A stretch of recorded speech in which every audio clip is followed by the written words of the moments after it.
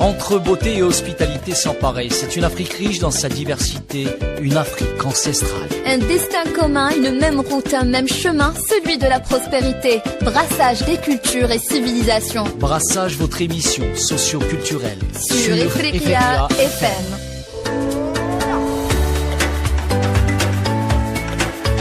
Bienvenue dans Brassage, votre émission socio-culturelle panafricaine animée par Rania Eitras. Aujourd'hui, nous vous proposons une édition spéciale consacrée au Ramadan. Un mois qui, bien au-delà du jeûne, est aussi un moment de spiritualité, de partage et de convivialité. Et qui dit Ramadan dit bien sûr Ftour et Shour, ces deux repas essentiels qui rythment le quotidien des jeûneurs.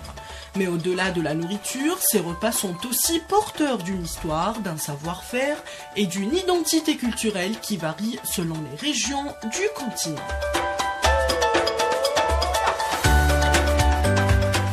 Pour en parler, j'ai avec moi nos chroniqueurs habituels, Mohamedou Dia du Sénégal. Bonjour Mohamedou. Bonjour Rania, bonjour aux auditeurs et auditrices d'Ifriqiya FM. Et Mahamat Alamine du Cameroun. Bonjour Alamine. Bonjour à tous, Sahar Ramadan. Merci Alamine, vous allez nous aider à plonger dans la richesse culinaire du Ramadan en Afrique.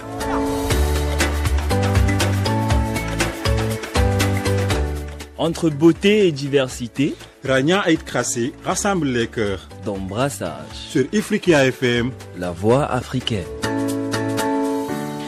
Le Ramadan est bien plus qu'un simple mois de jeûne, je le disais, c'est un moment de spiritualité, de partage et de renouveau. Partout en Afrique, il transforme le quotidien, des prières collectives aux traditions culinaires qui rythment les soirées, mais au-delà de la pratique religieuse, que représente réellement ce mois sacré pour vous en tant que musulman vivant en Afrique, Mohamedou? Comme tu l'as dit, à part la religion et tout, le Ramadan également, c'est un mois où beaucoup de choses se font pratiquement.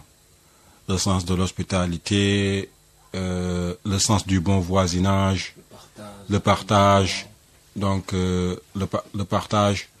Et il y a cette connexion qui est beaucoup plus définie, pas qu'il n'y avait pas de connexion entre les personnes, mais la connexion elle est beaucoup plus renforcée. Elle est beaucoup également transparente qu'avant le Ramadan, puisque pendant le Ramadan, beaucoup d'activités sont réduites. Donc les gens ont le temps de partir, rendre visite chez les voisins et autres. Donc c'est un mois de partage, c'est un mois de pardon, donc c'est un mois vraiment exceptionnel.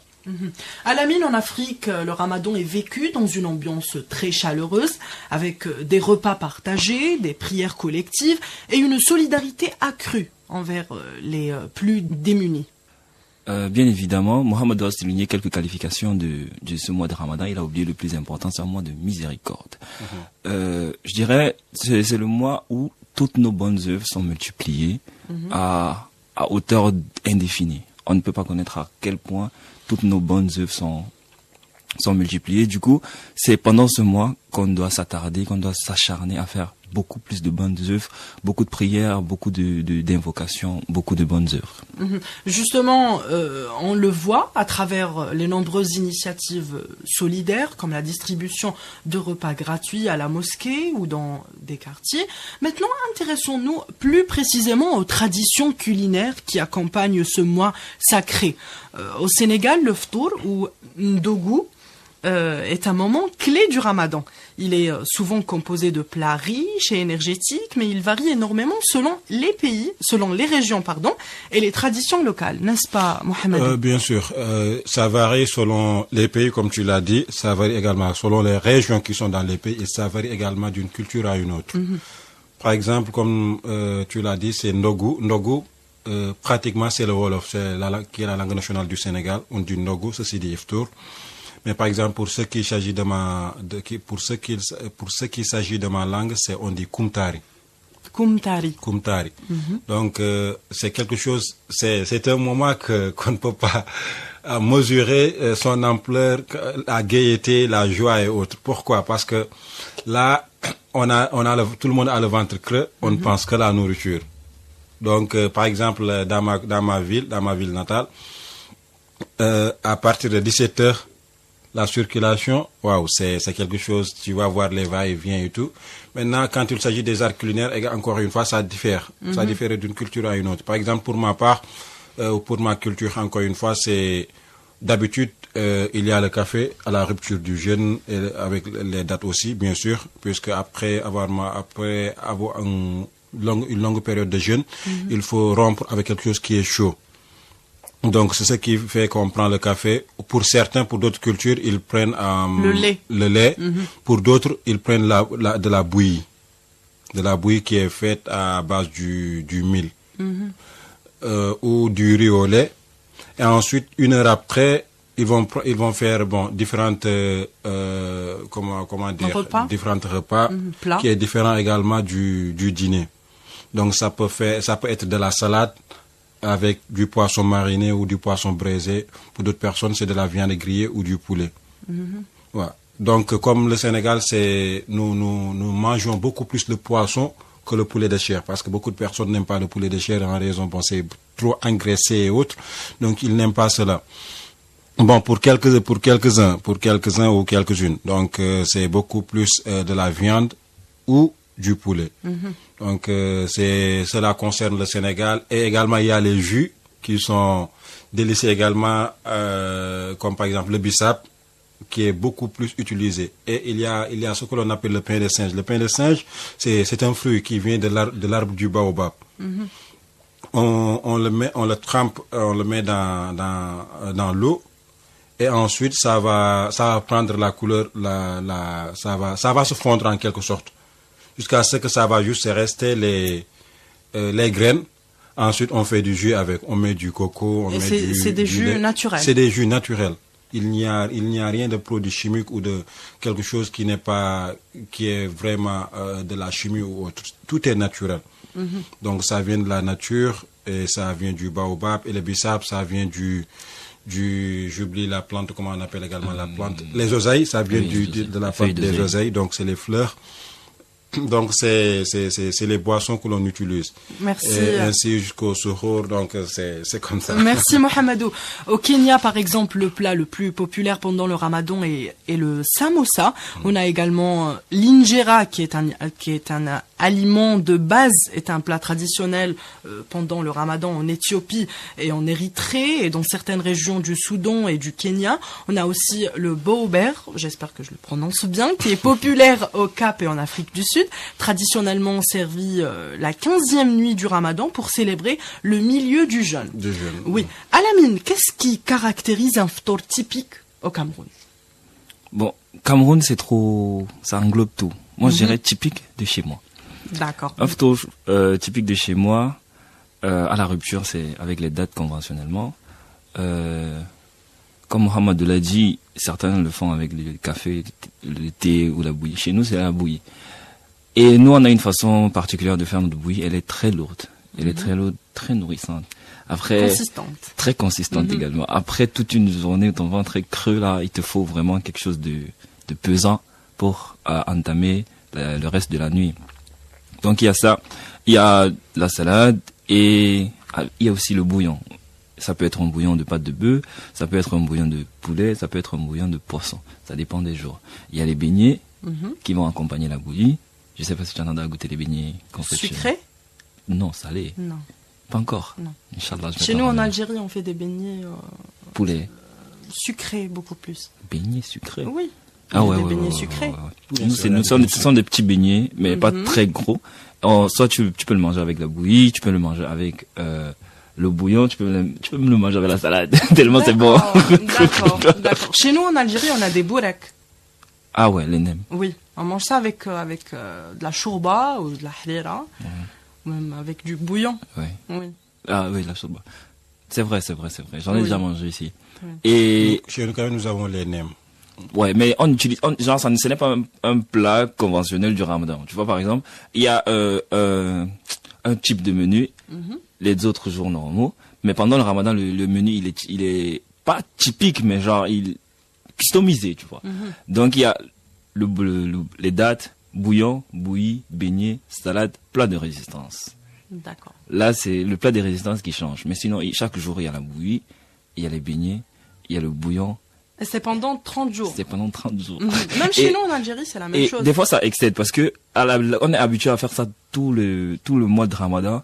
Les premières semaines après le Ramadan, on continue de faire la même chose. Parce que le matin, on n'a pas l'appétit, on est habitué à rester sans manger. Même quand on te donne le petit déjeuner le matin, tu dis, tu n'as pas faim. Oui. Du coup, tu attends peut-être vers 15h, 16h pour commencer à chercher à mettre quelque chose dans le ventre. Merci Alamine.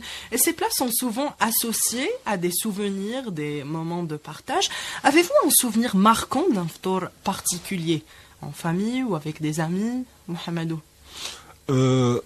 Oui, bien sûr. Moi, je me rappelle en 2017, l'année où je faisais la classe de terminale, nous avions une association. L'association, il s'appelle l'Association des jeunes pour l'essor d'Ogouy. Donc, c'était juste au niveau du quartier, dont j'étais le secrétaire. Donc, nous avions organisé un iftour général au sein du quartier. Nous avions organisé un iftour général au sein du quartier où on a accueilli beaucoup de personnes pour qu'ils viennent manger. Et aussi également avec l'association, avec également un partenariat avec un leader politique de ma commune. On a beaucoup cuisiné, on les a amenés au niveau des dara, c'est-à-dire des écoles coraniques ou les pouponnières ou les centres, pas de l'orphelinat, mais là où pratiquement il y a des jeunes c'est pas forcément des orphelinats, mais c'est juste un centre où il y a des jeunes qui ont quitté leur demeure pour venir étudier, donc qui sont avec des tuteurs et autres. Donc pour les amener là-bas.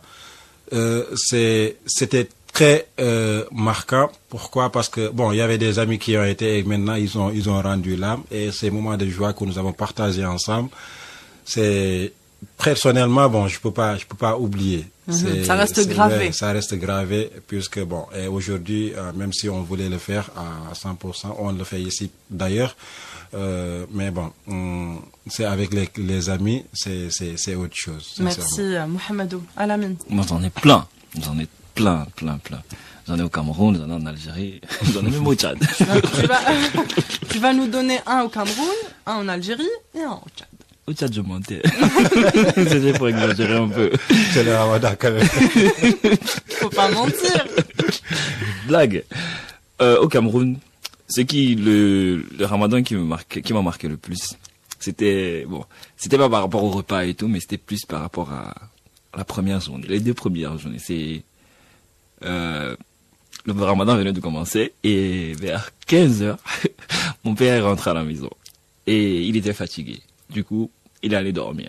Il s'est réveillé à 15h30 parce que nous au Cameroun, le asr entre à 15h30. Ça varie de 2 minutes, 3 minutes, soit moins, soit plus. Pas plus, pas moins. Donc, il est rentré vers 15h parce qu'il était fatigué, il avait faim et tout. Après, il s'est couché à 15h. Il s'est réveillé à 15h30, il regarde sa montre, il dit, il est que 15h30. Donc, il n'a que dormi 30 minutes. Donc, il est parti, il a fait la prière. Il s'est encore couché. Pour que, d'habitude, quand nous, on se couche pour dormir, pour que le temps passe vite. Ouais, après, tu te réveilles. Et tu te réveilles, peut-être vers 18h après. Bon, comme chez nous, la rupture, c'est à 18h20, 18h30, des fois. C'est avec Salat al-Maghreb. Oui, avec Salat al-Maghreb. Donc, dès que 18h16 arrive là, on commence à faire la table, on se fait les ablutions. Il s'est couché à 15h30, il s'est réveillé à 16h30. Et moi j'étais au salon parce qu'il s'est couché au salon pour ne pas s'oublier. Moi j'étais au salon, j'étais en train de regarder la télé. Il s'est réveillé, il a regardé l'heure. Après il a mis les mains sur la tête. Après il a encore essayé de se rendormir, il ne pouvait pas tellement, il avait faim. À 18h, il a demandé qu'on fasse la table pour apprêter la nourriture.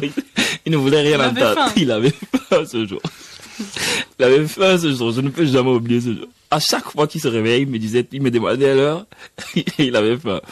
Le deuxième, en Algérie, j'ai vécu plein de souvenirs pendant le mois de Ramadan.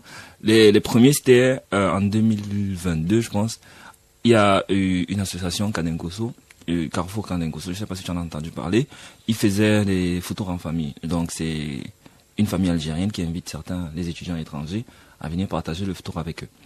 J'étais allé avec une amie et avec plein d'autres amis. On est allé chez un ancien commandant, je pense. il nous a invités, il a fait un grand repas pour nous, vraiment un grand repas. On était tous à la table, on a partagé le moment, c'était extraordinaire. Et Une excellente initiative. Je te jure, c'était tellement bon.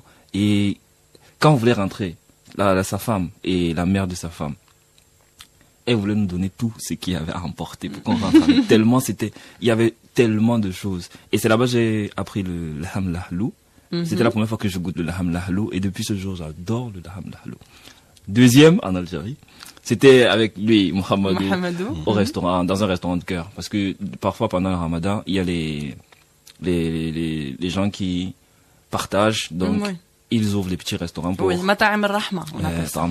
Chez nous, on appelle ça marmite du cœur. Oui, Mata'am al-Rahma, pour aider ceux qui ne peuvent pas se faire des plats en famille et tout, pour rompre le jeûne ensemble. Et avec lui, on a vécu plein de trucs avec ces gens.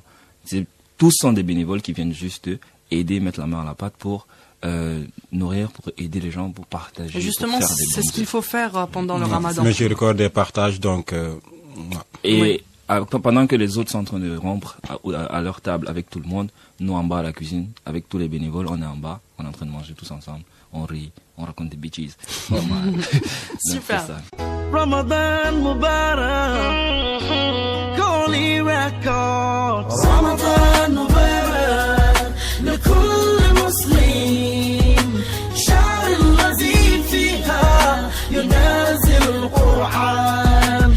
Happy Ramadan to all Muslims of the Quran descends in this holy month. أرحب بك يا شهر رحمة، أرحب بك يا شهر رمضان، بك أرجي لقاء قرب ربي، بك روحي وقلبي قد صار. رمضان مبارك لكل مسلم شعر الذي فيها ينازل القرآن. Happy Ramadan for all Muslims of the Quran descends in this holy man. Welcome you, O holy man of Ramadan. I welcome you, O holy man of blessings. And you I seek nearness to my creator. For you my soul and heart has been purified. رمضان مبارك لكل مسلم شعر الذي فيها ينازل القرآن. Happy Ramadan to all Muslims of the Quran descends in this holy month. Ramadan, Ramadan, the month of forgiveness. Ramadan, The month of blessing. Ramadan, Ramadan, oh, the month of peace. Ramadan, the month of love. رمضان مبارك لكل مسلم شعر الذي فيها ينازل القرآن. Happy Ramadan to all Muslims of the Quran descends in this holy month. أرحب بك.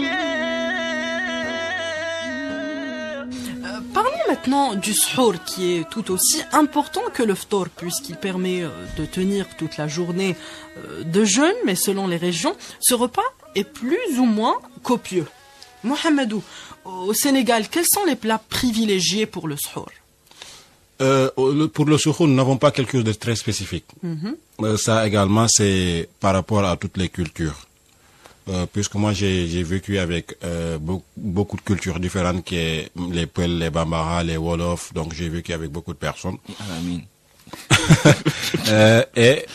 Le suhour, la plupart, et c'est bizarre, il prend quelque chose que l'on sert de dessert, quelque chose qui est un peu léger. Pourquoi? Parce que, imagine par exemple, quand tu prends le suhour à 4 heures, et que tu vas dormir, parce que nous, le suhour chez nous, c'est à 4 heures environ, 4h30, 4h45, intervalle. Donc, ils vont partir encore une fois s'endormir. Donc, ça va permettre la digestion. Et que, comme bon, chez nous, il y a des zones, c'est la canicule. Bon, ils vont juste boire beaucoup d'eau pour ne pas vraiment s'hydrater ou déshydrater plutôt. Donc, c'est un peu ça. Mais de base, c'est du riz au lait. Du riz au lait. Et pour ma part, par exemple, chez moi, ma maman ne prend pas le suhour. Je prends pas le suhour, juste mon père. Et même mon père, il le prend parce que c'est à cause de la sunna et c'est ce il nous recommande également. Bon, même si vous ne voulez pas manger, il faut juste prendre les dates. C'est dès lors que moi je commence à prendre les dates, je me réveille juste pour prendre les dates et boire de l'eau. Ça y est, c'est fini. Mais pour d'autres personnes, ils ne se fatiguent même pas pour se réveiller à prendre le suhour. Mais à Dakar, par exemple, les gens, bon, c'est avec leur pain, font la salade ou des sandwichs, ils vont prendre parce que les boutiques vont ouvrir. Toutes les boutiques de Dakar, pratiquement des quartiers, ils vont ouvrir. Pendant le suhour. Pendant le suhour, oui. D'accord. Quand la première appel à la prière, tout le monde va ouvrir pour permettre à ces personnes qui vont prendre le suhour, acheter leur pain, voilà, leur, comment ça s'appelle, lonchon ou des saucissons et mettre ça dans leur pain et ensuite, bon, prendre le suhour et voilà, partir s'endormir. D'accord. Et au Cameroun, Alamine, comment se prépare-t-on au jeûne? Avant de se préparer au jeûne, une dernière anecdote. C'était le ramadan de l'année passée parce que quand il a parlé de canicule, ça m'a rappelé un dernier truc. Pendant le ramadan de l'année passée, je pense que c'était en été, juste avant l'été. L'année passée, c'était juste avant l'été. Juste avant l'été. C'était la période où il faisait très chaud au Cameroun. Dans les régions comme le Grand Nord, il faisait 40 degrés et tout. Et toutes mes grands-parents, paternels comme maternels, ils sont au Grand Nord. Du coup, il faisait chaud là-bas. Quand le ramadan a commencé, ça allait 2 premiers jours, 2 premières semaines, ça allait. Après, ma petite soeur m'a appelé, m'a dit, ma grand-mère est venue à la maison. Après, c'est mon grand-père qui est venu à la maison. Après, c'est le père de mon père qui est venu. Tellement il faisait chaud là-bas. Ils ont fui tous. Ils ont fui tous pour venir passer le ramadan à Yaoundé où le climat était un peu plus favorable. Et là-bas, quand il fait chaud, tu ne peux pas. Sabre. Maintenant, pour revenir au suhour, chez nous, c'est plus, comme on fait beaucoup de nourriture, on la garde. Bon, si ça ne finit pas. Même si ça finit, mes sœurs vont préparer encore la bouillie parce que la bouillie, c'est vraiment le truc qui te fait tenir toute la journée. Il y a la bouillie, il y a le lait, bon, le lait, pas le lait, le riz au lait. Et s'il y a à manger, par exemple, le plat de résistance qu'on a fait, parce qu'elles ont préparé beaucoup, il y en aura toujours à l'heure du suhour, donc c'est ça qu'on va encore manger si tu veux manger. Et une fois, moi je me suis levé, comme chez nous c'est pratiquement la même chose, vers 4h45, parce que normalement c'est à 5h qu'on commence à prier. Une fois je me suis réveillé à 5h moins 3 avec mon grand frère. On est parti à la cuisine pour manger, mais on hésitait à manger ou bien aller juste se brosser les dents ou bien non. Moi j'avais trop faim donc j'étais obligé d'aller manger. Quand on est arrivé à la cuisine, heureusement ma mère s'était arrivée plus tôt, elle avait déjà chauffé tout. Elle avait chauffé la bouillie, elle avait chauffé la nourriture. On a juste pris nos bols de bouillie avec les beignets, on a pris, on a bu. Et pendant qu'on était en train de le boire, le Adam, il a commencé à appeler directement mon grand frère, à cracher tout ce qu'il a fait dans sa bouche. Eh oui, c'est des anecdotes. Et dans certains pays, il y a des croyances sur les aliments qui aident à mieux supporter la faim et la soif. Avez-vous des astuces ou des traditions spécifiques à ce sujet, Mohamedou? Chez nous, bon, pas tant que je sache, puisque comme encore une fois, la plupart, le ramadan, c'est l'adoration, ça commence premier par une adoration. Donc, quand on parle d'adoration, on va parler d'endurance, on va parler également de patience et tout.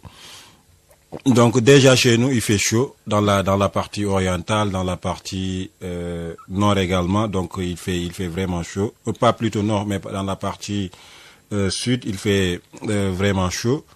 Donc, la plupart, même si tu prends quelque chose de vraiment énergisante, c'est au fur et à mesure, quand il est midi, c'est encore une fois, je vais réitérer, et pour prendre le mot, c'est la canicule.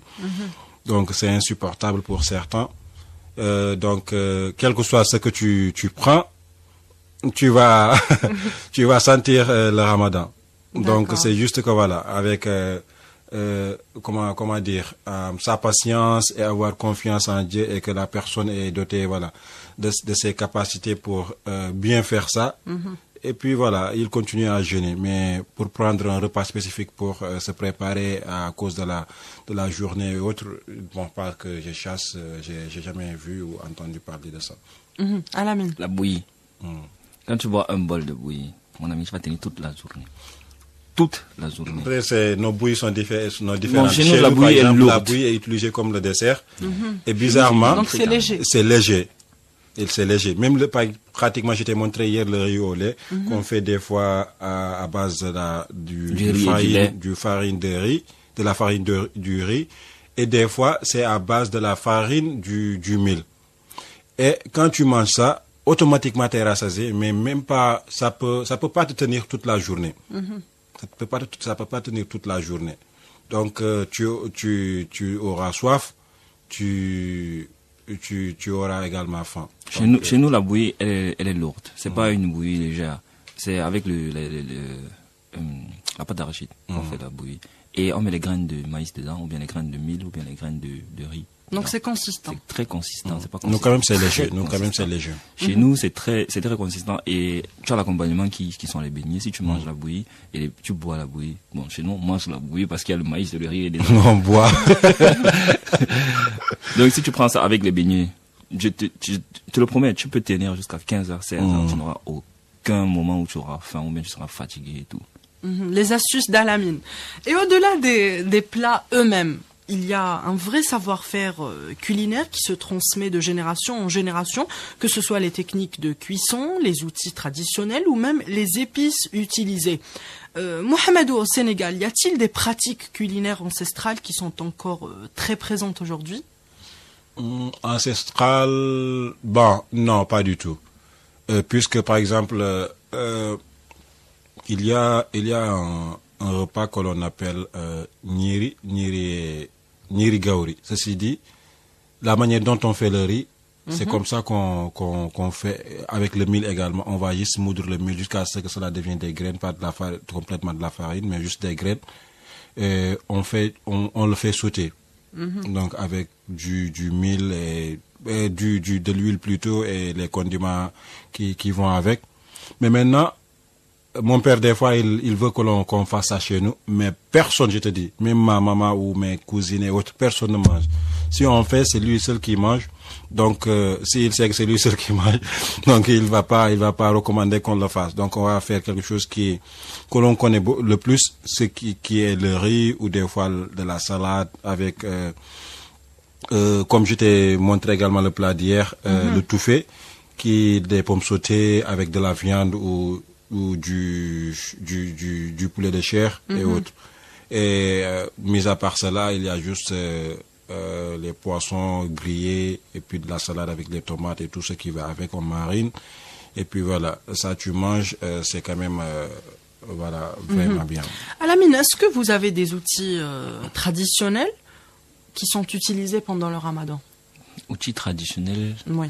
Je dirais pas outils traditionnels, je dirais plus de techniques de préparation. cuisson. Exactement, parce que chez nous, il y a tellement de plats et chaque tribu s'approprie ses plats.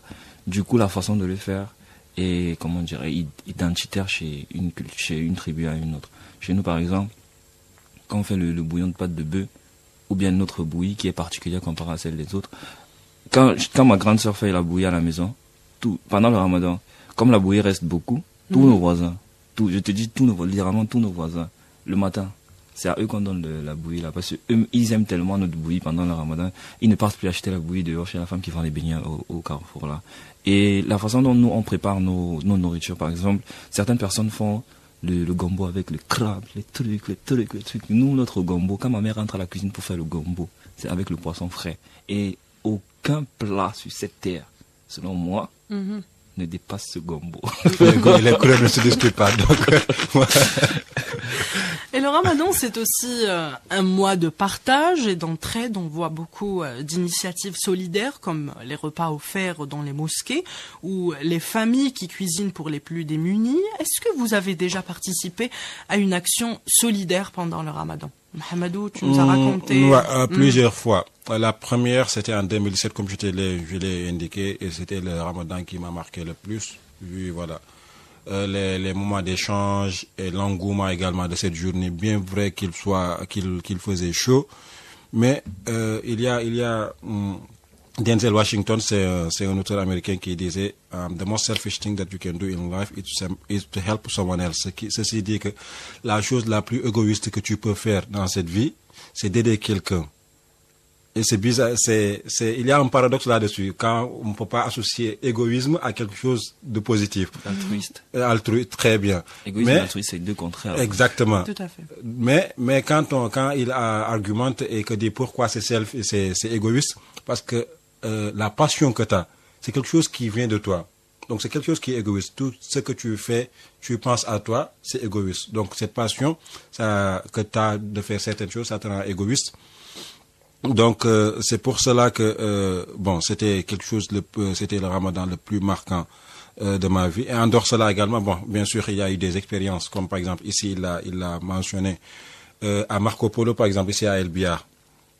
Et c'est des choses vraiment qui arrivent pas chaque jour. C'est juste une fois en une année, ou des fois même il y a des personnes qui n'ont jamais eu l'opportunité d'en participer. Mais l'année passée également, ce ramadan, c'est mon troisième ramadan. Mais l'année passée, ici en Algérie. Oui, mais l'année passée, le deuxième, c'était exceptionnel. Pourquoi? Parce que je l'ai passé avec beaucoup de personnes. Donc il y avait cet engouement, il y avait beaucoup de choses qui se sont passées. J'ai eu à connaître beaucoup de personnes, à partager beaucoup de moments, manger ensemble, la nourriture ici, aller servir, quelle que soit la fatigue que l'on ressent, qui se manifeste, on va pas la ressentir. Pourquoi? Parce que on fait le focus sur une chose. Servir les autres. Mm-hmm. Alamine. Il y a un truc que tu as oublié. Parce que nous deux, depuis qu'on se connaît, tout on partage. Il y a une expérience qu'on a oublié de donner, c'est la fois où on a préparé avec les Adjar. Effectivement, ouais, exactement. Ouais. On avait préparé à manger et on avait rompu le ramadan ensemble ce jour. Et c'était trop bon. Ouais. C'était trop bon. Ouais. C'était trop bon. Adjara nous avait fait des plats. Adjara, notre collègue, nous avait fait malienne. Notre collègue malienne nous avait fait des plats maliens. Quand on a mangé ça, on s'est rappelé du pays. Sincèrement. Il y avait la bouillie et c'était la première fois depuis mon arrivée en Algérie que je mange la bouillie. Et le riz, j'en mangeais, et puisque moi-même je le cuisine, donc, et on l'a mangé également. Mais ça fait rappeler bien que cela soit, comme il l'a dit, cela soit avec nos confrères de l'Afrique subsaharienne ou ici, algériens. Tahar était même avec exactement. nous. Il y a toujours, cette sensation qu'on est en famille. Parce qu'il y a de ces choses qui se ressentent. On peut pas, les affirmer, on ne trouvera pas de mots précis pour énumérer ou pour dire exactement ce que l'on ressent. Donc les ressentis c'est beaucoup plus important. Donc voilà, c'est des ramadans qui m'ont marqué, et puis avec les marmites du cœur comme on l'appelle chez nous, c'est quand même exceptionnel ici en Algérie. Merci à Mohamedou pour ces éclairages précieux. Merci à Alamine. Ces traditions montrent à quel point le ramadan est un moment où la communauté se renforce et la nourriture en est souvent le symbole principal. Ce voyage culinaire à travers l'Afrique nous a permis de découvrir toute la richesse et la diversité des spécialités du ramadan. Mais au-delà des plats, c'est aussi un mois de partage, de tradition et de transmission. Merci à vous, chers auditeurs, de nous avoir suivis. On se retrouve très bientôt pour un nouveau numéro de Brassage. Prenez soin de vous. Et Sahar Ramadankum à toutes et à tous. Sahaf Turkum. Sahaf Turkum.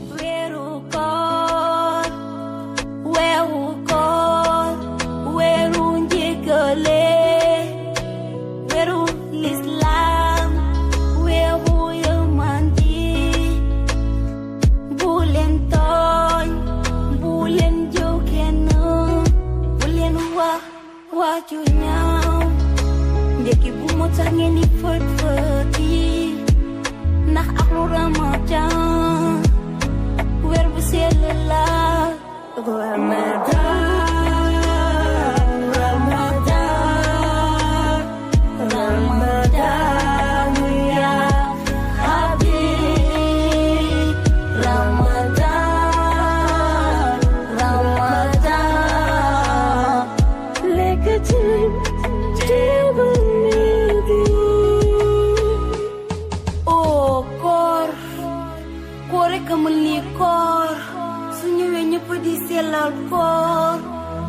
bu leen ka arrêté leen ka bi pose ko benn weer loolu yomb na dangeen naan na mu ceebu jën mayonnaise chocolat ak beurre suñu ndogoo ba pare doxantu leen féexal seen xol bu leen énervé ak seen fari lépp li ngeen di def te leen ko ci ko cëri leen ko ci diine na weeru diine la ñi da énervé ñi de siri kañu gisi oh Ramadan